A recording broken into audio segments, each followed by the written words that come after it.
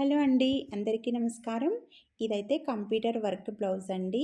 ఇది నెక్ చూడండి, చాలా డీప్‌గా వచ్చింది, బ్రాడ్‌గా వచ్చింది.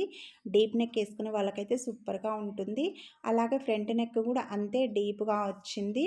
ఇంకా హ్యాండ్స్ అయితే ఫుల్ హ్యాండ్స్ వచ్చేసినాయి. చూడ్డానికైతే చాలా బాగుంది. ఇంకా లైనింగ్ అయితే ఇలా వాటర్‌లో తీసేసుకోవాలండి. వాటర్‌లో తీసేసుకొని ఇది మడత పెట్టేటప్పుడు కూడా ఇలా ఎడ్జెస్ చూడండి, ఇవి ఎడ్జెస్ మనకు ఆపోజిట్లో ఉండేటట్లు మడత పెట్టుకోవాలి. ఫోల్డింగ్ ఏమో మన సైడ్ ఉండేటట్లు చూసుకోవాలి. ఇంకా కింది సైడు ఏమైనా పోగులు అవి ఉంటే కట్ చేసుకోవాలి. అయితే ఫస్ట్ అయితే బ్లౌజ్ అయితే మీకు కరెక్ట్‌గా ఉన్న బ్లౌజ్‌ను తీసుకోండి.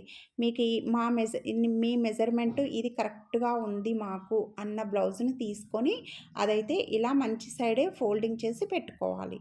ఇప్పుడు మనకు కింది సైడు పోగులు కానీ లేదంటే సమానంగా లేకపోతే ఇలా సమానంగా అయితే కట్ చేసుకోండి.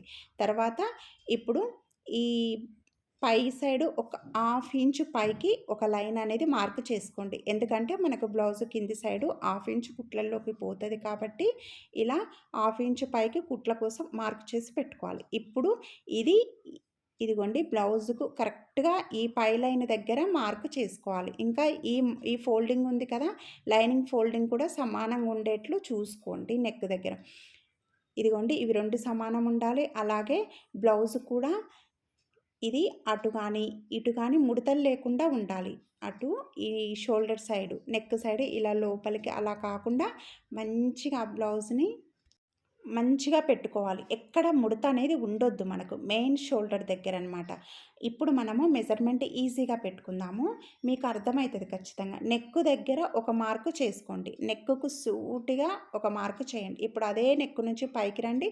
ఆ పైన నెక్ దగ్గర కూడా సూటిగా ఒక మార్క్ అనేది చేసుకోండి. ఇప్పుడు షోల్డర్ దగ్గర ఇది కూడా కుట్టు ఉంది కదా, ఆ కుట్టుకు సేమ్ ఒక మార్క్ అనేది చేసుకోండి. అలాగే ఆ నెక్ నుండి అంటే హ్యాండ్ నుండి ఇలా కిందికి రండి.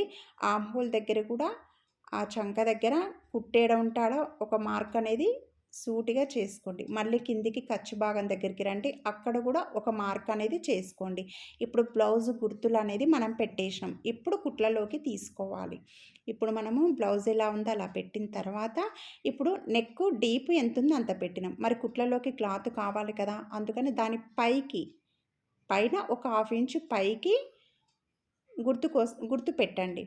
ఆ నెక్ నుండి పైకి రండి. మనం నెక్ సూటిగా సేమ్ పెట్టినాం, మనం కుట్లలోకి తీయలేదు. ఇప్పుడు కుట్ల కోసం బయటి సైడుకు అంటే ఇటు సైడుకు ఒక హాఫ్ ఇంచ్ ఇటు సైడ్కు గుర్తు పెట్టండి. పెట్టినాం కదా, ఇప్పుడు అలాగే షోల్డర్ దగ్గరికి ఇప్పుడు దానికి కూడా సూటిగా మార్కు పెట్టినాం కదా. ఇప్పుడు కుట్ల కోసం కావాలి అటు సైడుకు గుర్తు పెట్టుకోండి. హాఫ్ ఇంచు కుట్ల కోసం గుర్తు పెట్టండి అటు సైడుకు.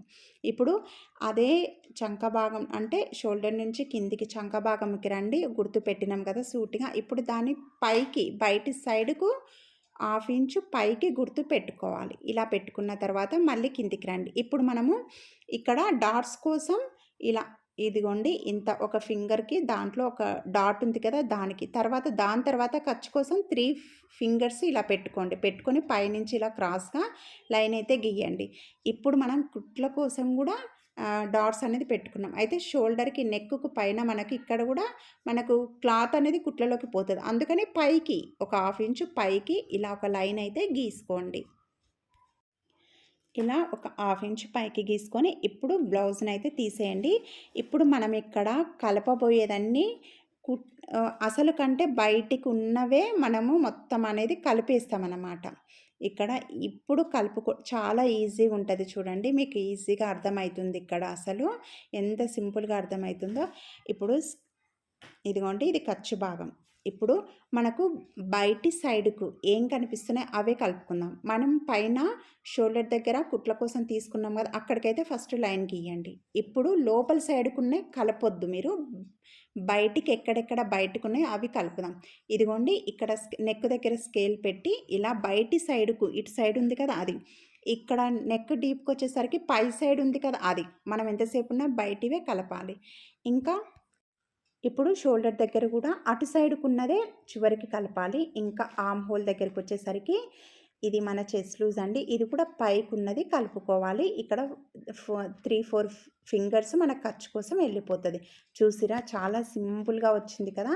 ఇక్కడ ఆమ్ రౌండ్ కోసము ఇలా ఫింగర్ తీసుకొని దాంట్లో ఫింగర్ డాట్ కంటే కిందికి పెట్టుకొని ఇలా ఆమ్ రౌండ్ అయితే గీసుకోండి. ఇక్కడ ఈ లైన్ నుంచి సగం నుంచి ఇలా రౌండ్ అంటే వీడియోలో మీకు కనిపిస్తుంది ఎక్కడి నుండి ఎక్కడ కలుపుకోవాలి అని.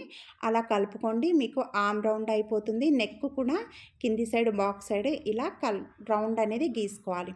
ఇది కంప్యూటర్ వర్క్ కోసం కట్ చేస్తున్నాం కాబట్టి నెక్ అనేది కట్ చేయకండి అసలు. ఇక్కడ మనం బ్లౌజ్తో మెజర్మెంట్ తీసుకుంటున్నాం. ఈజీగా అయిపోవాలంటే మాత్రం ఇలా కట్ చేసుకుంటే ఈజీగా అయిపోతుంది.